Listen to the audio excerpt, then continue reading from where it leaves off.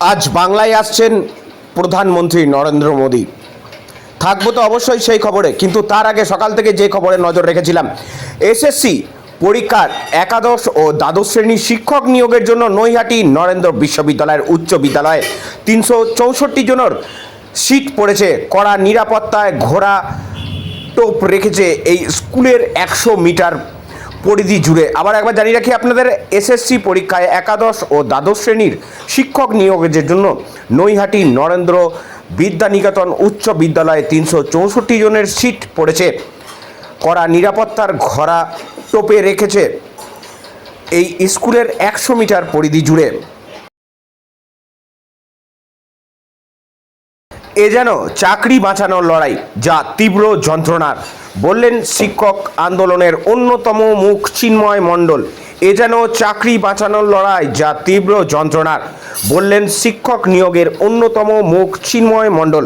তিনি বলেন, সকল যোগ্যরা উত্তীর্ণ হয়ে কি চাকরি পাবে? যদি একজনেরও চাকরি পাওয়া থেকে বঞ্চিত হয়, তার দায়িত্ব কে নেবে? রাজ্য সরকারকেই তাদের পরিবারের দায়িত্ব নিতে হবে, বললেন চিন্ময় মণ্ডল। আমরা শোনাবো চিন্ময় মণ্ডল তিনি কি বলছেন, শোনাবো আপনাদের। আবারও জানিয়ে রাখি, আজ এসএসসির একাদশ দ্বাদশ শ্রেণীর শিক্ষক নিয়োগের পরীক্ষা। একাদশ দ্বাদশ শিক্ষকের শূন্যপদ ছিল 12,514টি। প্রায় 9 বছর পর শিক্ষক নিয়োগের পরীক্ষা। অ্যাডমিট কার্ড ছাড়া শিক্ষাকেন্দ্রে প্রবেশ নিষিদ্ধ। মোবাইল ও ইলেকট্রনিক্স ডিভাইস নিয়ে ঢোকা যাবে না। বেলা 12টা থেকেই দুপুর 1:30টা পর্যন্ত হবে এই পরীক্ষা।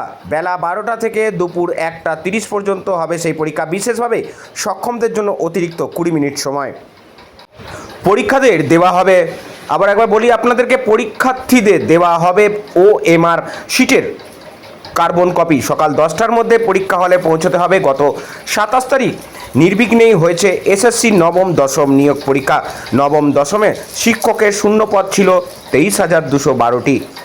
এবার শোনাবো শিক্ষক আন্দোলনের অন্যতম মুখ চিন্ময় মণ্ডল তিনি কি বলছেন এই পরীক্ষা সম্বন্ধে, শুনুন।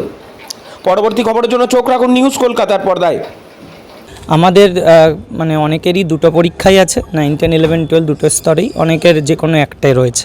তো আমরা গতবারের পরীক্ষা আমি দিয়েছিলাম, এবারও দেব। তবে একটাই বিষয় যে ওই 1.5 ঘন্টার নার্ভ সামলে 7 বছর চাকরি করার পরে যোগ্য যারা, তারা আবার মানে নিজেদের চাকরিটা বাঁচাতে হবে এরকম একটা টেন্ডেন্সি নিয়ে পরীক্ষা দেওয়া সত্যিই খুব কঠিন। এবং ধরে নিতে গেলে একদিকে তাই, যদিও এটা SLST 2 আর আমরা দিয়েছিলাম SLST 1, তবুও এক প্রকার নিজেদের জীবন রক্ষারই তো একটা মানে পরীক্ষা বলা যায়। এবং যে জন্য পরীক্ষা দিতে হচ্ছে তার দোষটা আমাদেরও নয়। তো সেই জায়গায় দাঁড়িয়ে একটা খুবই তীব্র যন্ত্রণা, এবং সেই যন্ত্রণার মধ্যে দিয়ে গিয়ে উত্তীর্ণ হয়ে সকল যোগ্য কি আদৌ চাকরি পাবে? যদি একজনও বঞ্চিত হয়, সেই একজনের দায়িত্বটা কে নেবে? এটাই সবথেকে বড় প্রশ্ন। রাজ্য সরকার তার দুর্নীতির জন্য আজকে আমাদেরকে এরকম একটা পরিস্থিতির সম্মুখীন হতে হচ্ছে। তাহলে রাজ্য সরকারকেই তাদের পরিবারের দায়িত্ব নিতে হবে এবং সকলের চাকরি সুনিশ্চিত করতে হবে। পরীক্ষাতে দাগিরাও কি বসেছিল 7 তারিখে বা আজকে বসার সম্ভাবনা রয়েছে? দেখুন, মানে তাদের তো রোল নাম্বার পাবলিশড হয়েছিল যে কারা কারা পরীক্ষা দিতে পারবে না। হ্যাঁ, তো সেই টেন্টেড লিস্ট প্রকাশিত হয়েছিল, তারা পরীক্ষা দিতে পারবে না। তারপরে নিশ্চয়ই সুপ্রিম কোর্টও বলেছে যদি কেউ এটা পেরিয়ে গিয়েও মানে পরীক্ষায় বসে যায়, তাহলে পরে সেটা দেখা হবে। চিন্ময় মণ্ডল।